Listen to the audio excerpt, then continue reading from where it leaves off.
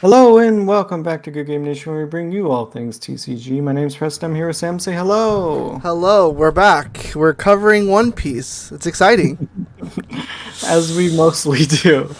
And there was a qualifier championship in Japan. I think that's what it was called. 2023 qualifiers are happening, and this was a big tournament. They did I think, a 2-day live stream. And this is our first and second place that we're going to be talking about, which is really exciting because I don't believe this leader has won a major tournament yet I think her highest accomplishment is a top eight. for this. Before this, definitely some top 16s, maybe a couple top 8s, but I could be wrong just from what we've Yeah. seen. But we have a Nami in a Nami winner, which is first of all amazing. This is a very difficult deck to pilot, especially through a long tournament. But I think a lot of people had written her off. This we've been highlighting and featuring a lot of big decks with Rebecca and then Whitebeard. So she was kind of forgotten, but here we are covering her again and finally as a first place. It's awesome. Yeah, and I think those all your comments are exactly what we've been saying about this deck. It's, I think, pretty difficult to play, and you have to play perfect. And even when we were playing it, one tiny mistake means you lose. This is a fairly aggressive version, I think. Is that true? I mean, 4Zef should be expected. This is not too far off of what we were doing with it for the previous stuff. This just has the Searcher, which is it Apis? Is that I don't know. Apis? I don't know. She's a filler character from very early in the show, and That explains Searcher, why I have never seen her. yeah, it's like the first and last filler that I watched. Ah, nice. Um, but yeah, this deck has a lot of draw power. Has all of the discard stuff from the first set with Nami. Um, Not much to say other than congrats, and I'm happy that it's finally winning Yeah. the big stuff. And it probably won't happen again. It's such a hard deck to play. It's Yeah. such a I There's not enough, I think, still to make it stupid. I think they're wary of that when they're making cards right now. So I definitely think they're gonna be avoiding maybe giving one or two things. We probably won't see many draw cards that are just straight pluses anymore for a while. But when I'm reflecting on the tier list video we did for the set, and I remember us ranking Nami very high, saying that she had this potential because if someone put time into the leader, they would be successful because it necessarily does. It has some bad matchups, but if you play correctly, you have a shot at winning most of these games.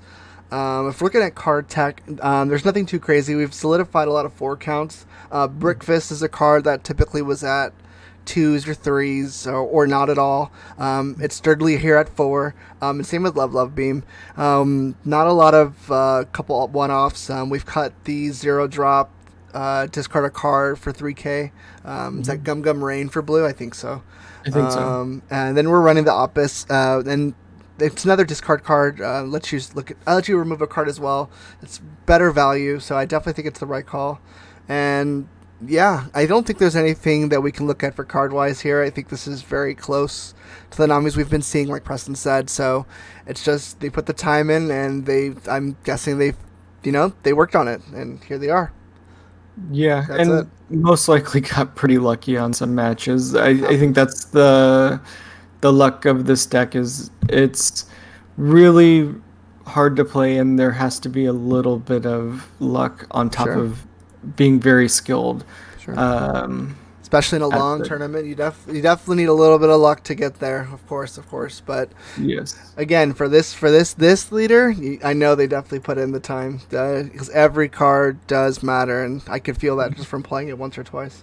So, hmm but this is the Nami. We're gonna look at second place. They did post it on the Twitter as well. It is Law.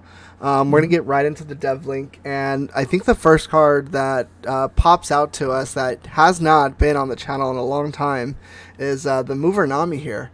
It definitely fell out of rotation probably right after set one when Machina came out. That was just the better one drop. It was a 2K.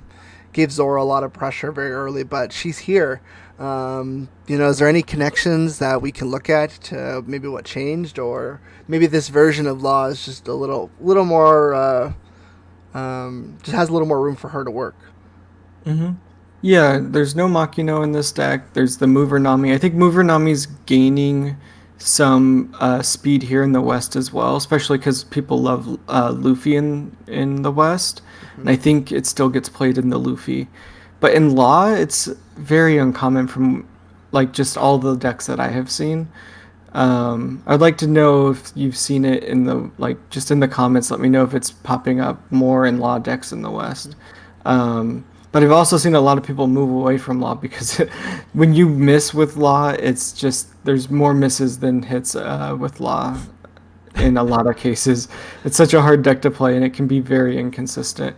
So anytime we see him, like after playing it for a while, after seeing so many people win with it, it's just a tough deck to play. Yeah. But we're also seeing Rush Zoros more than average, I think, and the starter deck Zoro as well. It's really interesting to see those. And for this deck to succeed, you're thinking you're playing against yellow decks with very strong characters and Big Mom. You're playing against, in the East, a full Whitebeard. You can have the full accompaniment of Whitebeard. So having characters that get really big is going to be important for this deck, because you do max out at 6k. So the Zoro's pretty important. Yeah, this is definitely a much more aggressive Law that I've seen in a while. The other newer card that I definitely don't see in a lot of Law decks is this Tony from the film set. Has the ability to tap 2 or less with the Dawn attached when he attacks. So you're sending away these little blockers to free up more space for these double attacks from Zoro. There's Luffy with the Law restands. It's another 2k counter as well that you can pull from the Nami. It's a green you can swap out in from your red, so you can attack with and then pull in one of your rushes. So I think and then you can activate this ability easier with Nami. So I think there's a lot of little differences here that are definitely gearing towards a more aggressive Law version, which is again even more impressive for the Nami. This is a lot of rush coming at you, so kudos, and still affirming that Law is another strong contender in this very evolving set 4 meta. Considering there's no card in this that I can see that is above set 2. It's the first 2 starter decks in set 1 for the most part, minus the film chopper. And Dodon. Set 1 and 2 is what Law still plays. I'd love to see Law build into the Don Quixote family, because I feel like their effects are really strong, and get away from the set 1 and 2 stuff. Absolutely. But there's no reason to, because it's still topping massive tournaments with these, at this point, over a year old set of cards in the East. So they built one deck and they were good. Done. Don't need a bot. Not another card needed. We're donezo. It really shows the disparity that red brings too, because these first 2 sets of red are just so good. You don't need to move on. Hopefully the rest of the colors are catching up. But we'll see. Maybe later this week. Yeah. Yeah, exactly. Foreshadowing to the rest of the videos that we're shooting in the next few days. Yeah, well, that'll do it for a real quick little meta. These are 2 decks that we have talked about either a lot recently or not a lot recently. Let us know in the comments. Have you been seeing Namis in your locals? How are they doing? Even set 4 too, because I know we're gonna get that soon, and I think Nami is something we like here, but it's tough to win with. So hopefully this will bring a little spark back to it. That'd be fun. Absolutely. I'm here for that. And if you're still here, leave us a like, subscribe, and we'll see you soon. See ya. Bye-bye. Bye-bye. It's crazy. Both of these decks seem fairly cheap. Besides they're running, in the Twitter link, they're very high rarity. Of course. The Law deck is maxed rarity on some things, and Altart Zephs. So, fairly cheap otherwise, though.